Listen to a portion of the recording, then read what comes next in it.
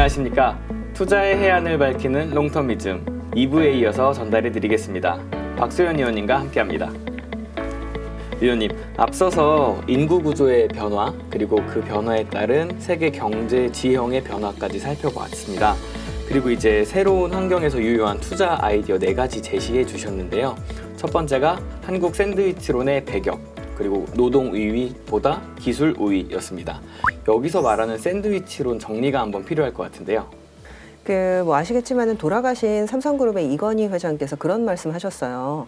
한국 기업들 정신 차려야 된다라고 하면서 일본은 기술로서 우리를 위에서 억누르고 그리고 중국은 가격 경쟁력으로 우리를 치고 올라오고 있기 때문에 우리는 그 사이에서 샌드위치 신세다. 그래서 한국 기업들 정신 안 차리면 정말 납작하게 찌그러들 수 있다. 그러면서 이제 정신 차리라는 얘기를 하셨던 게 샌드위치론이었거든요. 네. 근데 최근에 미중 무역 분쟁으로 저희는 좀 변화가 생기고 있는 게 아닌가 그런 생각을 좀 하고 있습니다. 결국에는 중국 대신 조금 비싸도 한국 것을 쓸 수밖에 없는 상황들이 좀 오고 있거든요. 샌드위치론이 한 20, 30년간 한국 제조업 기업들을 많이 억누르는 주제였는데 이제 좀 변화 양상이 생기고 있는 거죠. 미국은 리쇼어링을 들어가고 중국과의 이제 인건비 격차가 크지 않은 상황에서 제조업을 다시 안쪽으로 들여올 텐데 어떻게 보면은 한국 입장에서는 우리가 만들어서 미국에 팔아야 되는데 미국이 직접 만들기 시작하면은 이 제조업에서는 위기로 작용할 수 있는 거잖아요.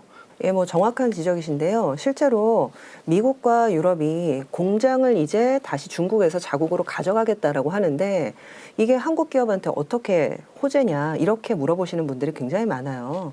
근데 아시겠지만 1970년대 후반에 미중이 수교를 했고요. 그 이후부터 중국으로 제조업이 나갔었습니다. 그러면서 이제 40년 동안 공장이 계속 중국에서 지어졌던 거고 미국과 유럽은 현지 투자는 생각보다 별로 없었던 거죠. 자동차 만드는 것만 봐도 30만 개의 부품을 아주 정밀하게 조립을 하고 그리고 수율을 100%까지 끌어올리는 것이 사실은 제조업의 노하우인데 지금까지 공장을 운영해 본 경험이 없는 미국이 내지는 유럽이 바로 할 수 있다라는 것은 다소 좀 어불성설이 아닌가라는 생각을 하고 있고요. 미국도 이 IRA, 인플레이션 리덕션 액트라고 해서 인플레이션 감축법을 작년에 발표를 했고 실제 지금 시행을 하고 있는데요. 이 인플레이션 감축법도 미국에서 논란이 굉장히 많았습니다.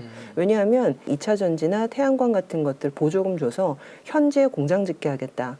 그리고 지금 칩스 액트라고 해서 반도체 과학법, 미국 현지에 반도체 공장 짓겠다. 그럼 공장을 지어야 되는데 실제로 이제 물자 같은 것들은 해외에 다 조달을 해야 되고 이것들을 만들 수 있는 기술은 미국 기업이 갖고 있는 게 아니라 제조업 기업인 독일이나 한국이나 내지는 일본이 갖고 있는데 해외 기업들 배제하고서 할 수 있어? 이런 지금 논란들이 미국에서도 많이 나오고 있거든요. 한국이나 내지는 일본 같은 제조업의 노하우가 쌓여 있는 이런 국가들의 도움 없이는 혼자서 이룩하기 굉장히 어렵다라는 거죠. 실질적으로 이런 어떤 무역 분쟁들이 한국 제조업 기업들에게 오히려 호기가 될 수도 있다. 그렇게 판단을 하고 있습니다. 제조업 기업들이 수십 년간 쌓아온 노하우가 있지 않습니까? 미국이 의지만으로 40년 동안 안 해본 거를 만들 수는 없는 일이니까 노하우가 풍부한 우리나라에 기회가 있다. 이렇게 말씀하시는 거죠? 그렇죠. 그렇기 때문에 실제로도 지금 2차 전지 관련된 제조업 관련 보조금들이 우리나라한테 지금 주어지고 있고 관련 기업들이 그것들을 받아서 또 설비 투자도 하고 지금 제조시설 확장을 하고 있는 상태입니다. 미국이나 유럽의 생산시설도 충분히 수율을 끌어올리게 되면 한철 장사가 되지 않을까 이런 생각이 들었거든요. 그래서 사실 한국 기업들도 한 단계 지금 도약을 해야 되는 상황에 놓여 있다라고 보는데요. 상대적으로 싸다, 가격 경쟁력이 있다, 가성비가 좋다 이런 것들 말고 엣지가 있는 기술을 우리가 갖고 있어야 살아남을 수 있다라는 거죠. 근데 그 엣지가 있는 기술이 결국에는 반도체 중에서는 메모리 반도체, 2차 전지 관련된 기업들 아직까지 제조업에서 1등을 보유하고 있는 부분들이 분명히 있거든요. 그래서 이런 부분에 이제 압도적인 경쟁력을 가지고 접근을 해야 될 것 같다. 이렇게 생각을 하고 있습니다. 다음 주제인데요. 인플레이션 환경에서 가치주에 관심을 좀 가져야 한다. 이렇게 말씀을 주셨어요. 어떤 맥락에서 가치주를 얘기하시는 걸까요? 사실 가치주라는 전략이 인기가 없어진 지가 굉장히 오래됐습니다. 그래서 한 10년 넘은 것 같아요. 근데 이렇게 10년 동안 가치주가 외면을 받았던 근본적인 이유가 뭔가를 한번 생각을 해볼 필요가 있는데요. 대부분의 기업들이 싸게 샀는데도 비싸지지가 않는 현상들이 많이 발생을 하는 거예요. 근데 그 이유가 중앙은행이 경기를 살리기 위해서 QE, 즉 양적 완화를 하는 기간이었다 보니까 자금을 쉽게 조달할 수 있다 보니까 아무도 망하지 않습니다.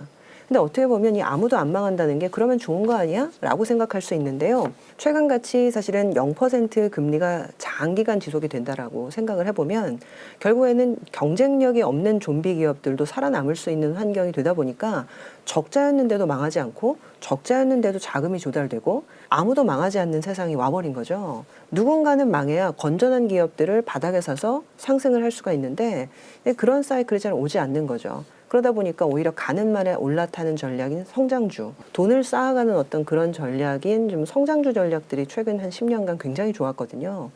근데 이제는 좀 달라진다라고 저는 보는 게 미국의 헤드라인 물가보다 핵심 물가인 코어 물가, 이게 더 높아져 버렸습니다.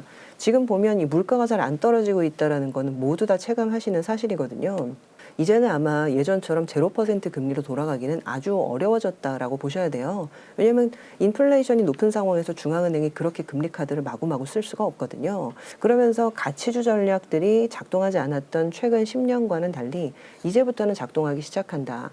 싸게 살 수 있고 그 싸게 산 기업이 비싸질 수 있는 환경들이 한번 도래한다는 거죠. 의외로 이 인플레이션이 가치주 전략의 기능을 좀 원복하는 그러한 좀 선순환의 기능을 갖고 있다라고 보고 있습니다. 한번 예를 들어서 설명을 해드릴게요. 지금까지 그러면 이 망하지 않았기 때문에 산업구조 조정이 일어나지 않았던 케이스가 어디였느냐라고 보면 사실 중국이었거든요. 중국은 이제 공산주의 사회주의 국가이기 때문에 구조조정이나 이런 것들과 관계없이 국가가 모든 국민을 먹여 살려야 됩니다. 그러다 보니까 화학이라든지 태양광이라든지 조선이라든지 해운이라든지 이런 산업에 있어서 적자가 나도 계속적으로 투입을 하면서 과잉 생산을 했던 거예요. 사실 대부분 철강제 같은 경우에도 지금 이 가격에서는 도저히 이익이 날 수가 없는데 중국이 대량 생산을 마구 밀어넣으면서 우리나라의 포스코나 현대제철이 굉장히 어려웠던 시기가 많았었거든요. 근데 지금 현재 이 미중 무역 분쟁이 중국이 더 이상 이렇게 과잉 생산을 할 수가 없는 상황들을 만들어내고 있는 겁니다.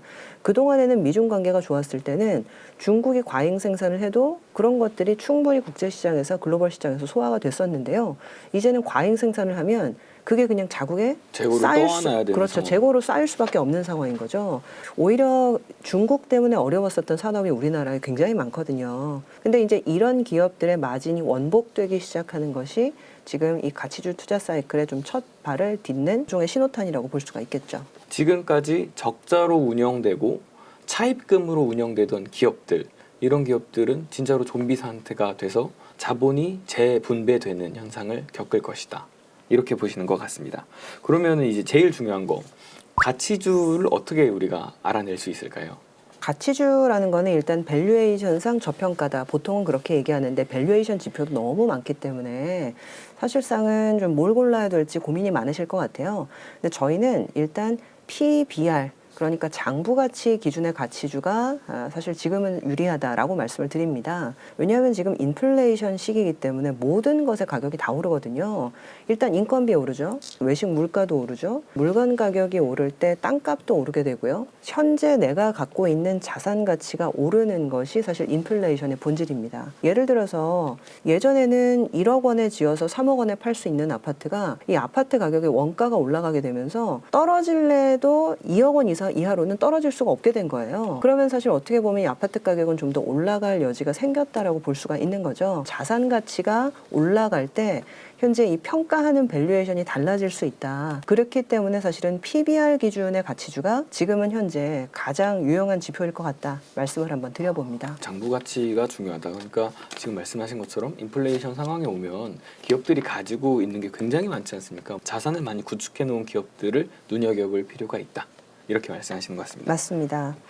네, 그럼 다음으로 넘어갈 건데요. 구체적인 섹터에 대해서 관심을 좀 주문해 주셨습니다. 그 섹터가 총 4가지인데 설비 투자, 인공지능, 로봇, 그리고 자동화 4가지 섹터가 전통적으로 가치주로 분류되는 섹터는 아닌 것 같더라고요. 근데 이 4가지 섹터를 지목하신 이유가 있을까요? 향후에 이 인구 구조 때문에 굉장히 구조적인 변화가 일어날 수밖에 없는 산업이다라고 생각을 좀 했습니다. 인도가 중국 인구를 추월한다라는 얘기 굉장히 많이 나왔고요. 그리고 이제 중국이 이제 생산 가능 인구가 고점을 치고 감소하기 시작한다. 그런데 그 얘기가 나오자마자 사실은 AI 그리고 자동화 테마 그리고 로봇 테마가 갑자기 뜨기 시작한 거는 굉장히 우연의 일치 같지만 우연의 일치가 아니라고 저는 보고 있거든요. 어찌 보면 노동력이 감소하면서 이런 것들을 보조할 수 있는 어떤 산업의 트렌드가 생기는 거고 이것을 단순하게 좀 이제 성장주다 뭐 내지는 가치주다 이런 이분법적인 사고로 생각을 할 것이 아니라 좀 더 구조적인 변화로서 인식을 해야 되는 게 아닌가 생각을 좀 하고 있고요. 지금 이 노동 그리고 챗 GPT 얘기 많이 나오고 있는데 사람의 노동력을 대신할 수 있는 기술이거든요. 그래서 이것들은 어찌 보면 인구론의 관점에서 좀 접근할 수 있는 산업의 하나가 아닐까 생각을 해보고 있습니다. 그리고 한 가지 더 로봇 밀도라는 얘기를 하셨어요. 아마 중국에서 했던 로봇 액션 플랜에 대해서 이야기하시면서 다뤘던 내용인데 이것도 조금 이야기 들어볼 수 있을까요? 네, 그 로봇 밀도는 직원 1만 명당 로봇이 이제 몇 개가 설치되어 있느냐 이런 개념입니다. 2020년에 중국의 로봇 밀도가 1만 명당 246대였다고 합니다. 근데 2025년에는 중국이 이제 아주 야심찬 계획을 세워서 1만 명당 500대까지 2배 늘리겠다라는 지금 목표를 설정을 한 상태고요.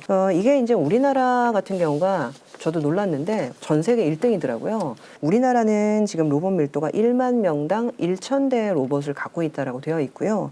미국은 불과 274대, 그리고 중국이 322대 정도로 되어 있어서 이걸 딱 보면은 그런 느낌이 오죠. 아, 미국이 리쇼어링을 하겠다고 하지만 인건비가 굉장히 높고 지금 현재 로봇 밀도도 이렇게 낮은데 리쇼어링 지금 당장은 어렵겠네. 그러기 때문에 어떻게 보면 한국 기업들의 도움이 좀 필요한 거 아닐까 이런 생각이 한번 좀 들더라고요. 로봇 밀도만 봐도 여러 가지 측면들이 조금 보이는 상황이죠. 정말 그런 것 같습니다. 일단 네. 우리나라가 1만 명당 1,000대, 그러니까 10명 중 1명 맞죠? 네, 맞습니다. 그 정도 비율로 우리가 제조업에서 로봇을 굉장히 많이 사용하고 있다. 그럼 이제 미국이나 유럽이 제조업을 육성하려면은 뭐 한국 수준으로 하려면 700대를 더 사야 되는 거고 자기네들이 정말로 자동화 시키기 위해서는 그 이상 로봇을 사야 되는 거니까 이런 로봇 섹터의 관심 충분히 유효한 전략이 될 수 있을 것 같습니다. 그리고 한 가지 더 있는데요. 이 테마들이 지금까지 시장에서 보여준 등락이 있었잖아요. 이런 걸 보면 아마 경계해야 되는 것도 좀 있지 않을까 싶은데요. 네, 맞습니다. 그러니까 이게 지금 AI와 로봇 그리고 챗 GPT라는 것이 우리 시장에서 유행한 지가 딱 6개월도 안 됐거든요. 그렇기 때문에 지금은 정말 수혜가 될 기업이 어떤 기업인지 아직은 우리가 모릅니다. 진정한 수혜 기업들이 머리를 들기 시작할 때까지는 최대 한 3년에서 5년까지도 걸리는 경우가 많습니다. 그래서 처음에 수혜주인 줄 알았는데 그냥 단순 테마주였고 실제 수혜주가 아닌 경우가 굉장히 많더라고요. 그래서 그 전까지는 사실 투자에 유의해야 될 부분이 상당히 좀 많을 것 같습니다. 우리가 1, 2부에서도 이야기했지만 인구 구조의 변화는 생산 인구의 감소 그리고 부양 인구의 증가를 얘기하는 거잖아요.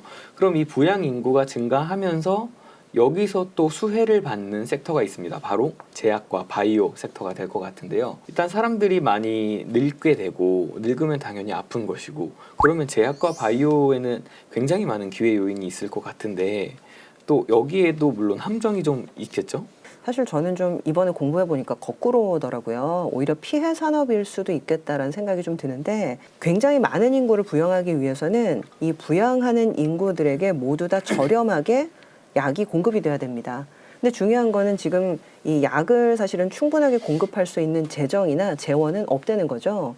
그렇기 때문에 과거에 일본에서 노령화가 시작됐던 1980년대를 보게 되면 약가 인하 압력이 정부에서 굉장히 거세게 들어오게 됩니다. 그래서 지금은 100원에 팔고 있지만 이거 50원에 공급했으면 좋겠다. 아니면 30원에 공급했으면 좋겠다. 왜냐하면 그 정도까지 낮추지 않으면 전 국민이 건강보험 혜택을 볼 수가 없기 때문에 미안하지만 좀 깎아줬으면 좋겠다. 그래서 이제 약가 인하를 하기 위해서 여러 가지 방안들을 쓰게 되는데요. 보통 제네릭 약품이라고 해서 복제의약품. 복제약. 그래서 결국에는 화학적 복제약 그리고 지금은 이제 바이오시밀러라고 해가지고 생물학적 복제약도 쓰고 있는데 이러한 복제약을 출시를 유도를 해서 가격을 낮추는 정책들을 많이 쓰게 되죠. 80년대, 90년대에 많은 일본 제약사들이 실제 구조조정이 돼서 사라졌습니다. 이러한 어떤 약가이나 압력을 견디지 못하다 보니까 서로 그냥 이합집산 합병을 해가지고요. 굉장히 많은 구조조정이 벌어지거든요. 노령화의 압력에서는 확실히 약가이나 압력이 좀 같이 들어올 수 있다는 거 꼭 기억을 해주셨으면 좋겠습니다. 그러면은 일본 기업들 같은 경우에는 이제 몇 개 회사로 좀 압축되고 또 살아남는 방법이 여러 가지 있었을 것 같은데 이 제약회사들도 그냥 약값을 깎으라고 해서 네 하고 깎을 수만은 없는 거 아닙니까? 여러 가지 방법을 좀 시도했을 것 같은데 어떤 게 좀 있었을까요? 대형 제약사로 다 통폐합됐다 말씀드렸잖아요. 근데 이 통폐합이 끝난 이후부터는 이제 공격에 들어갑니다. 해외 수출 판로를 개척을 하게 되면서 오히려 이 파이프라인이 다양화되고 그리고 이제 일본 제약사들의 어떤 해외 진출에 대한 밸류에이션이 얹어지게 되면서 주가가 급등을 하게 되는 이 상황이 그 이후부터 나오게 되거든요. 그래서 초기에는 오히려 구조조정 압력 그리고 약가인하 압력 때문에 주가가 좋지 않았는데 오히려 이러한 구조조정이 끝나고 나서 해외 수출 모멘텀이 나왔을 때부터는 주가가 드라마틱하게 오르게 됩니다. 이 고령화라는 이슈를 소화하는 데 있어서 전반기와 후반기가 주가가 달랐다는 점 그것도 기억을 해주시면 좋겠습니다. 대형화하면서 몸집도 커지고 여러 기업들의 기술도 흡수하면서 어찌 보면 경쟁력을 또 제고했던 것이고 그 경쟁력 기반으로 해외 시장을 상대로 굉장히 많은 수익을 볼 수 있었다. 이렇게 정리되는 것 같습니다. 총 4가지 관점으로 투자 인사이트 들어보았습니다. 이상으로 롱터미즘, 인구론, 새로운 40년을 준비한다. 3부에 걸쳐 알아보았습니다. 위원님 어떠셨나요? 네. 사실 이게 굉장히 좀 어려운 내용인데 쉽게 설명을 해주시면서 예시도 같이 들어주셔서 아마 시청자들 보시기에 상당히 편안했던 것 같습니다. 혹시 다음 자료 어떤 거인지 살짝 예고해 주실 수 있을까요? 네, 저희가 5월 초에 리서치센터에서 버크셔 해서웨이 주총에 다녀왔습니다. 이 버크셔 해서웨이는 워렌 버핏이 회장으로 있는 이제 투자 지주회사인데요. 아시겠지만은 가치 투자의 명가로 알려진 곳입니다. 버크셔 해서웨이 주주총회에 가려면 어떤 방법으로 참석할 수 있을지 그리고 어떤 내용이 올해 오갔는지 94세인 워렌 버핏 온께서는 건강하신지 여러 가지 내용들 재미있게 알려드리도록 하겠습니다. 버크셔 해서웨이 주총 살짝 한번 같이 엿보면 좋을 것 같습니다. 네, 이상으로 마치겠습니다. 감사합니다.